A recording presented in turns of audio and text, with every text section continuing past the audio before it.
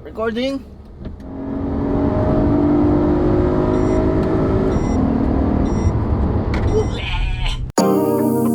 Alright, what's up boys and girls? Welcome back to the channel. Welcome back to another vlog. And today we're going to Tagaytay. Pero hindi yun ang purpose natin sa video na to.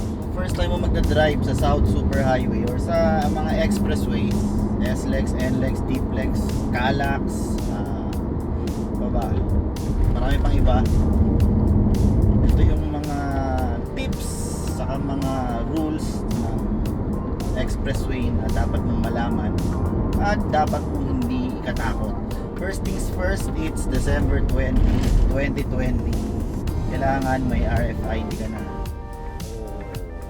Alright, 285 pa. Kakaload ko lang naman. Mamaya pa yun magre-reflect. Anyway, minimum speed sa mga expressways is 60 kilometers per hour. Below that, slower than that, ticket yun. Bawal yun sa expressway. Maximum speed 100 kilometers per hour. More than that, ticket din yun. Ito yung tinatawag na merging lane. Papasok tayo ng expressway. Dito, bawal dito yung alam ko below 60 kilometers. Dapat at least sasabay ka sa mga speed ng mga kotse na legal dito, 60 and above. Yan, right now meron tayong 63 kilometers per hour GPS speed. Syempre signal light bago tayo mag-merge. At syempre yung mga road markings, kailangan nyo rin tandaan yan. Yan, may emergency bay, gano'n. Wala titigil sa mga slot na yun. Tapos ito, innermost lane o yung nasa tabi ng center island, ano namang gusto nyo tawag dyan, yan yung passing lane. So ang speed dyan 100 kilometers maximum. Ito naman dito yung mga slow lane dito sa gitna, 60 kilometers and above, at least up to 100 kilometers. Ito naman yung third lane.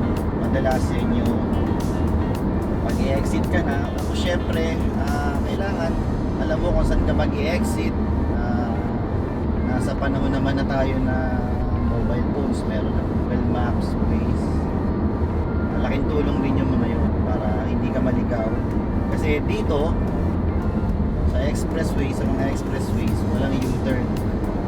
Pag lumagpas ka sa exit mo, exit ka sa susunod na exit para pumasok ka ulit sa expressway para mapuntahan mo yung exit na nalagpasan mo. So ending mas magiging magastos. Tapos ito, solid lane yan. Pa-exit ng Bikutan to Bikutan. Yan, solid lane yan. Syempre, don't cross. Maraming minsan napapansin ko nagko-cross dyan pag malapit na umexit sa kalang. Doon pa lang sa may markings na Bikutan, 1 kilometer or 2 kilometers, luminya ka na doon sa exit mo. May mga markings naman, mga signboards na visible, ganyan, pag nahihilawan. Kasi night vlog tayo ngayon. Welcome sa madilim na vlog. Yan, passing lane yun. Sa Fortuner, mabilis siya. Right now, we're doing 65. O yan, halimbawa, nabagalan ako. Ayan, nasa harapan ko. Malapit ko na, natututukan ko na. Silip ka sa side mirror. Syempre, turn signal lights. At least dapat malayo pa yung huwag basta-basta susulpot sa passing lane. Napakadelikado nun. Yan. Passing lane. We're doing 69, 70. Okay lang magstay dito kung meron ka pang lalagpasan. Yung overtaken ka pa, gaya nitong jeep. Yan. Overtaken ka pa. And then nalagpasan mo na, rule sa rule, kailangan mong bumalik sa ganitong lane. Batas yun. Passing lane lang talaga to. Saka pag may mga broken lines yan, pwede kang basta left and right, safe. Diba, pupunta ka sa right, mag-exit ka na sa broken line, pwede yan. Basta do it safely. Turn signal ka muna, at least count 5 blinks bago ka lumiko. Hindi yung pagka turn signal mo, isang pitik pa lang, hindi ko pa na kamote yung gano'n. At mahirap magkakakamote dito sa Expressway dahil mabibilis ang sasakyan dito. Yan, may mga road markings. Stay in your lane. Nasa kalsada, kita nyo naman, stay in your lane. Most verbing, stay in your lane. Lagi kayo pinapaalalahanan, stay in your lane, stay in your lane. Okay lang magbabad dito as long as merong mababagal sa gitna, nalalagpasan mo. At least not above 100 kilometers per hour. Ayun ang rule natin dito sa expressways natin sa Pilipinas. Ang traffic! Yan, may mga road markings tayo. Kalabakan mo ng yan, Susana Heights.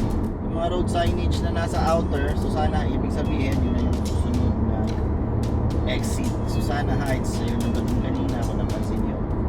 Yun na yung susunod. So, hindi ka naman talaga basta-basta dito makakalagpas sa exit mo kung binabasa mo yung mga road markings, mga signage. Again, huwag kalimutan, this is the passing lane. Right now, we're doing 53 kilometers per hour, which is below the minimum kasi traffic talaga yan, daming auto. Hindi rin maiiwasan talaga yan. So, another markings, trucks and buses dun sa lane na yun, dun lang sila dapat. Pwede rin yung private dyan, private cars gaya natin, pero mostly sa kanila lang yun. Saka pwede tayo dyan, madalas dyan yung mga exit sa kanan syempre, kaya tayo pupunta ron. Buses, trucks, bawal dito sa linya ng mga kotse. Wow, GTR. Yan, markings, overtaking lane only. Bawal ang bus, trucks dito. Yung mga markings, yun, naman yun. Overtaking lane only. Only. Kaya yun, pag nagbabad ka rito na wala kang ina-overtaken, na-experience ko na yan, endless. New driver din ako noon. Maya may nakabuntot na sa aking mobile, tapos nilawan na ako, pinatabi ko, hindi naman ako hinuli, tinanong lang kung first time ko. Yan, may markings, overtaking lane only. Kung first time ko daw ba sa expressway, sabi ko opo. Yun, sinabihan ako kung ano yung tamang paggamit ng lane na yun, at hindi naman ako tinikitan kasi first time. And out of the blue, natanong ko na rin kung ano talaga ang legal max speed sa mga expressways dito sa atin sa Pilipinas. Ang sabi nung enforcer, 110. Sa speedometer natin, madalas sa mga sasakyan, pag nag 100 kilometers per hour ka lang, yung GPS speeds natin 90 plus pa lang. Sinadya talaga yun ng mga car manufacturers para nakastay lang tayo lagi sa limit natin. Sampulan natin dito sa sa GPS speedometer natin. So now we're running 100 kilometers per hour. Yan, 93 sa GPS speeds, 92. Kaya yung pan-check nila, yung speed gun nila, kasi GPS base yun, nababasa nila yun ang totoong speed mo, gaya nitong mga GPS na nasa mga mobile phones natin. Hindi ko alam kung mas magandang pinaperset ko to ngayong gabi kasi parang feeling ko mas malamig siyang tingnan sa mata, saka mas magandang panoorin kasi nakikita mo naman yung mga linya ng kalsada pero not so bright gaya ng kunyari sunny day, masyadong maliwanag. Minsan unpredictable yung camera sakto yung liwanag dito tapos yung background mo gaya ng langit, kunyari maaraw, masikat ang araw, sobrang sabog. So I think kita nyo naman yung kalsada, yung linya, yung passing lane. Ito passing lane nasa left, may nag-pass natin. Tapos ayun o, yun, balik na naman siya dito sa lane na to. At mag-exit ka na, Carmona Binyan exit 1 kilometer. Doon ka mag-exit, pag nakita mo yun, mag-merge ka na sa kanan. Ayan, 100 na tayo, nagbibip na yung 100, 102. Ayan, bago tayo mag-overtake, balik sa line, signal muna syempre, balik sa linya. Dito pwede ka naman mag 100 dito, pero pag lumapit ka na rin sa mababagal, sa kalilipan mo sa passing lane, balik, gano'n lang, para kang nananahinang kalsada, pero hindi gano'n, hindi sa kanan, dito lang lagi sa passing lane. Pag ma-overtake ka, balik sa passing lane, tapos balik ulit dito sa lane na normal lane. 80, 60 to 100 kilometers per hour dito passing lane dyan, maximum 100 kilometers per hour. Ganun lang naman. We're doing 90 kilometers, may mabagal sa harapan natin, turn signal lights, check the side mirrors, and pag safe, lipat, then check ulit ng side mirror para makabalik ka dun sa tamang lane, turn signal lights. Ganun lang po, that's it.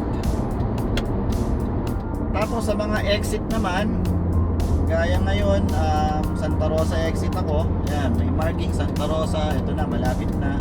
Santa Rosa exit. Ayan na. So kailangan na natin lumipat dito sa outer lane.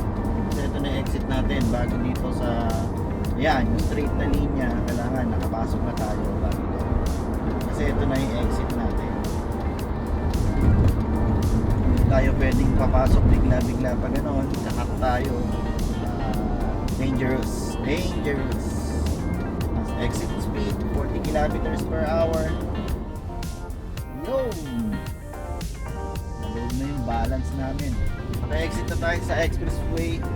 Yun lang naman ng mga tips on how to drive sa Expressway. Saka isa pa pala, nalimutan ko, based on experience din to noon, owner type jeep na ipinamana sa akin ng tatay ko noon. Dinala ko sa Expressway.